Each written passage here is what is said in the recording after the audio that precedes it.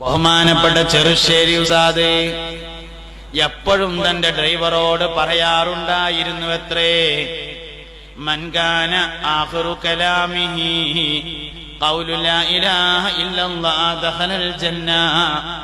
ഒരാളുടെ അവസാനത്തെ വാക്ക് ലാ ഇലാഹ ഇല്ലല്ലാഹ് എന്നായാൽ അവൻ സ്വർഗത്തിൽ കടന്നു എന്നാണ്. ആക്കിയാൽ നല്ല ആയാൽ എന്നാണ്. മരിക്കുമ്പോ ലാ ഇലാഹ ഇല്ലല്ലാഹ് ചൊല്ലണമെന്നില്ല. ചൊല്ലുന്നതിൽ അവസാനത്തേത് ലാ ഇലാഹ ഇല്ലല്ലാഹ് എന്നായാ മതി. ചെറുശ്ശേരി എങ്ങനെ വഫാത്തായെന്നറിയ നിങ്ങള്? ദിക്റ് ഇങ്ങനെ ചൊല്ലിക്കൊണ്ടിരിക്കുന്നതിന്റെ ഇടയിൽ ലാ ഇലാഹ ഇല്ലല്ലാഹ് ഇങ്ങനെയാണ് ചെല്ലുന്നതിന്റെ ഇടയിൽ സംസാരിക്കാൻ കഴിയാതായി.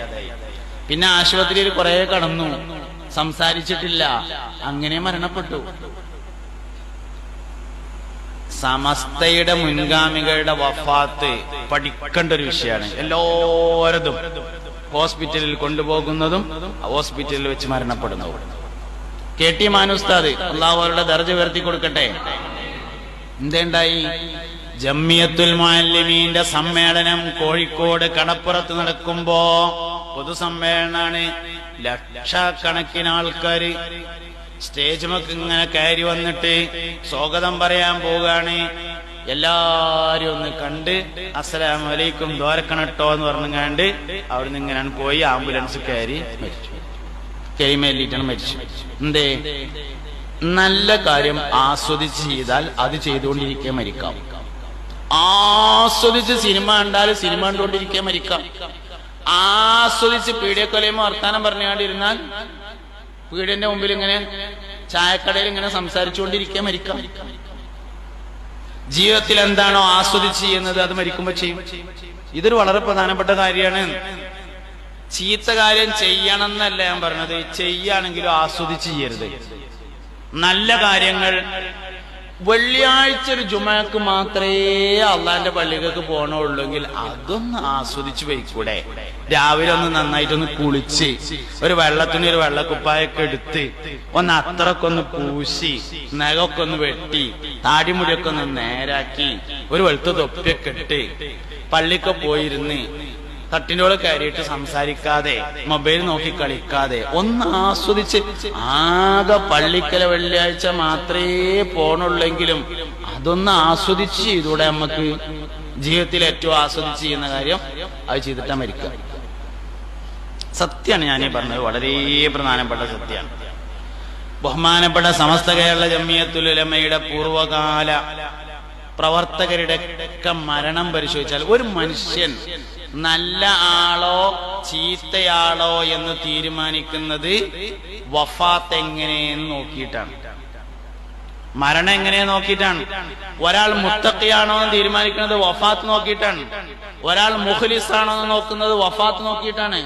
ഒരാൾ ആബിദാണോ എന്ന് നോക്കുന്നത് വഫാത്ത് നോക്കിയിട്ടാണ്. ഒരാൾ ഈമാനുള്ള ആളാണോ എന്ന് നോക്കുന്നത് വഫാത്ത് നോക്കിയിട്ടാണ്. ഒരു മനുഷ്യന്റെ നന്മയും തിന്മയും തീരുമാനിക്കുന്നത് മരണം നോക്കിയിട്ടാണ്. എല്ലാ ആൾക്കാരും അങ്ങനെയാണ്. ശംസുൽ ഉലമയുടെ വഫാത്ത് നമ്മളെപ്പോഴും കേട്ടിട്ടുള്ളതാണ്. കോഴിക്കോട് ഫാത്തിമ ഹോസ്പിറ്റലിൽ അഡ്മിറ്റായി കിടക്കുന്നു. പള്ളിയിൽ നിന്ന് സുബ്ഹി ബാങ്ക് വിളിക്കുന്നതിന്റെ ശബ്ദം ഇങ്ങനെ കേൾക്കുന്നു. ഓരോ വാക്കുകൾക്കും ജവാബ് പറയുന്നു. അവസാനത്തെ ലാ ഇലാഹ ഇല്ലല്ലാഹ് എന്നത് പള്ളിയിൽ നിന്ന് മുഅദ്ദിൻ വിളിച്ചു പറയുമ്പോ അവസാനത്തെ ലാ ഇലാഹ ഇല്ലല്ലാഹ്ക്ക് ജവാബായി ലാ ഇലാഹ ഇല്ലല്ലാഹ് എന്ന് പറയുന്നതോടുകൂടെ തസ്ബീഹ് മാല കയ്യിൽ നിന്ന് താഴെ വീഴുന്നു, വഫാത്താവുകയും ചെയ്യുന്നു. എന്തൊരു സുന്ദരമായ മരണം! ലോകത്താർക്കെങ്കിലും ഇത്രയും ആളുകൾ ഇങ്ങനെ മനുഷ്യന്മാരെ മുമ്പിൽ പറയാൻ പറ്റിയ രൂപത്തിൽ മരിച്ചതുണ്ടോ? സമസ്തക്കല്ലാതെ വേറെ ആർക്കും ഇങ്ങനെ ആൾക്കാരുടെ മരണം എണ്ണിപ്പറയാൻ പ്രയാസാണ്.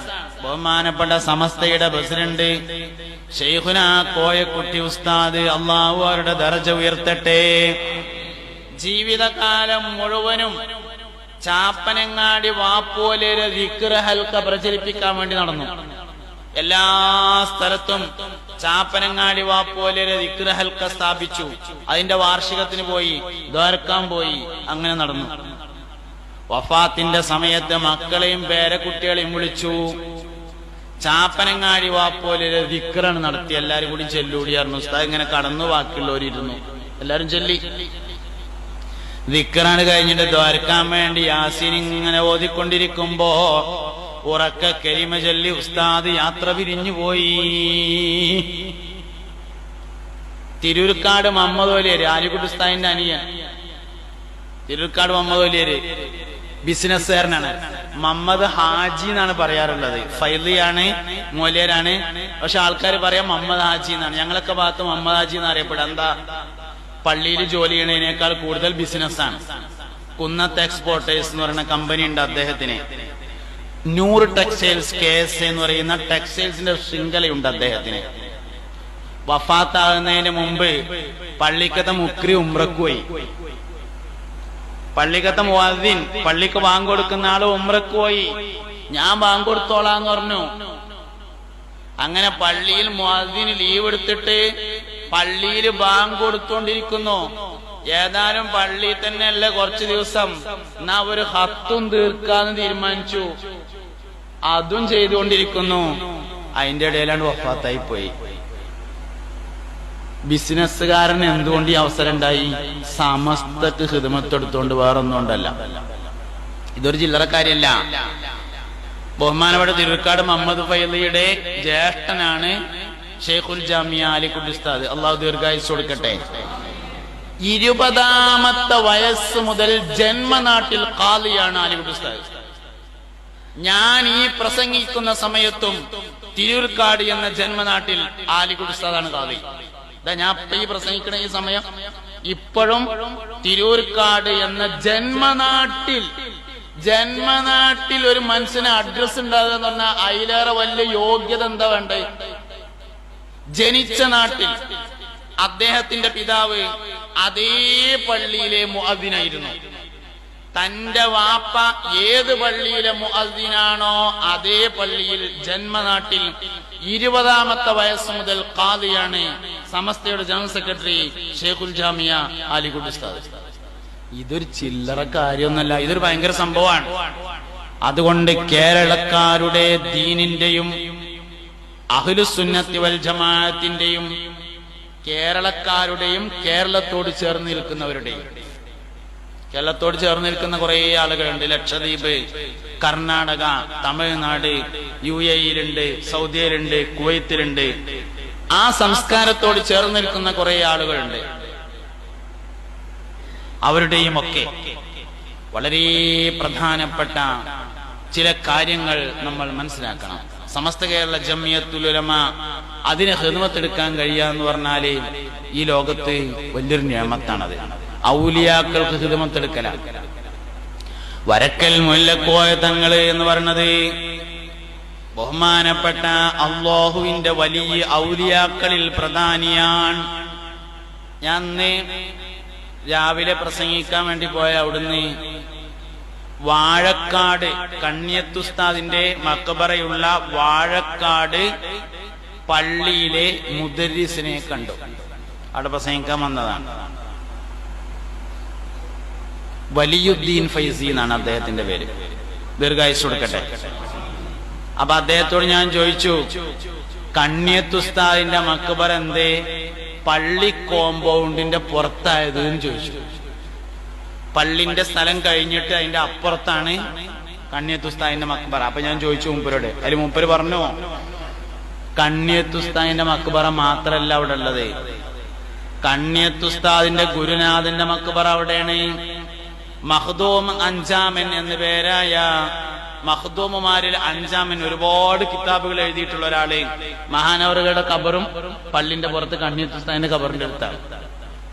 ഏകദേശം 7ഓളം ഔലിയാക്കളുടെ ഖബർ അവിടെ ഉണ്ട്. പക്ഷെ അതിൽ ഒരു ഖബർ മാത്രമേ ആളുകൾ ശ്രദ്ധിക്കുന്നുള്ളൂ. അത് കണ്ണിയത്തുസ്താദിന്റെ ഖബറാണ്. 7 ഔലിയാക്കന്മാര് കിടക്കണതിന്റെ ഇടയിലാണ് കണ്ണിയത്തുസ്താദ് കിടക്കുന്നത്. പക്ഷെ ആളുകൾ ഒരു ഖബർ മാത്രം ശ്രദ്ധിക്കുന്നു, കണ്ണിയത്തുസ്താദിന്റെ ഖബറ്. ബർദലല്ലോ റഈസുൽ മുഹഖ്ഖീൻ എന്ന് പറഞ്ഞത്. മുഹഖിഖീങ്ങളുടെ നേതാവ് എന്ന് ആളുകൾ വിളിച്ചത് ഒരു തർക്കവുമില്ലാതെയാണ്. അത് വെറുതെ വിളിച്ചല്ല. അതുകൊണ്ട് സമസ്തക്ക് ഖിദ്മത്തെടുക്കാൻ കഴിയാന്ന് പറഞ്ഞാൽ വലിയൊരു കാര്യമാണ് എന്ന് സാന്ദർഭികമായി പറയട്ടെ. മരിച്ചു പോകാനുള്ള തയ്യാറെടുപ്പാണ് യഥാർത്ഥത്തിൽ സമസ്തക്ക് എടുക്കുന്ന ഖിദ്മത്ത്. ദുനിയാവിലൊന്നും ഇതുകൊണ്ട് നേടാനില്ല. ഇതുകൊണ്ട് ദുനിയാവിലൊന്നും നേടാനില്ല. ഇതുകൊണ്ട് ആഖിറത്തിൽ മാത്രമേ നേടാനുള്ളൂ. ആ ഒരു ഉറച്ച വിശ്വാസം നമുക്ക് വേണം. അതെന്തായാലും നേടാൻ കഴിയുകയും ചെയ്യും എന്ന് നമ്മൾ ഉറച്ചു വിശ്വസിക്കണം. മുഅ്മിനീങ്ങളെ, സഹോദരങ്ങളെ, പരിശുദ്ധമായ ഒരു ശരീഅത്തിന്റെ ആൾക്കാരാണ് നമ്മൾ. പരിഭാവനമായ ഒരു ശരീഅത്തിന്റെ വാക്കുനാക്കളാകുന്നു നമ്മൾ.